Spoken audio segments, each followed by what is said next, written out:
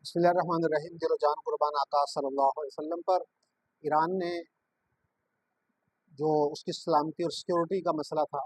America ने उस पर हमला कर दिया, जिसका खदशा ज़ाहिर किया जा रहा था। और ये हमला ट्रंप ने जब उसको नोबेल इनाम के लिए नामज़द किया जा रहा था, महज 24 घंटे के बाद उसने ये अटैक कर दिया। ईरान ने जवाबन धमकी दी है कि वो अपनाए हरमुज़ को बंद करने जा रहा है। उनकी पार्लियामेंट ने इसकी मंजूरी दे दी है और अब उनकी कैबिनेट में ये फैसला जा रहा है और लगता ये है कि कैबिनेट भी मंजूरी दे देगी और उसके बाद ईरान इस फैसले पर अमल दरामद करेगा। आबनाए हरमज़ ये एक चौड़ी पट्टी है, तकरीबन 21 किलोमीटर की पट्टी है, जो खलीज फारस को खुले समंदर तक लेकर जाती है और दुनिया की तकरीबन 20% ट्रांसपोर्टेशन ऑयल की वो इसी आबनाए हरमज़ के ज़रिए होती है। अगर ईरान ये फैसला करता है और आबनाए हरमज़ को बंद करता है तो दुनिया में यकीनन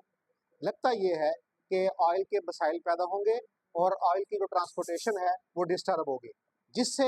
मिडल ईस्ट और यूरोप में जो ऑयल की ट्रांसपोर्टेशन है उसमें फिर मसाइल पैदा होंगे और ख़दशा ज़ाहिर किया जा रहा है कि तेल की कीमतें इससे बढ़ेंगी, क्योंकि जब तेल की ट्रांसपोर्टेशन नहीं होगी तो तेल की कमी वाक़ई होगी तो लाजमी प्राइसेस पर फ़र्क पड़ेगा। लेकिन यहाँ पे एक और मसला पैदा हो सकता है कि जब ईरान ऐसा स्टेप लेगा और अपनाए हरमुज़ को बंद करेगा और तेल की जो ट्रांसपोर्टेशन रुकेगी तो ज़ाहिर सी बात है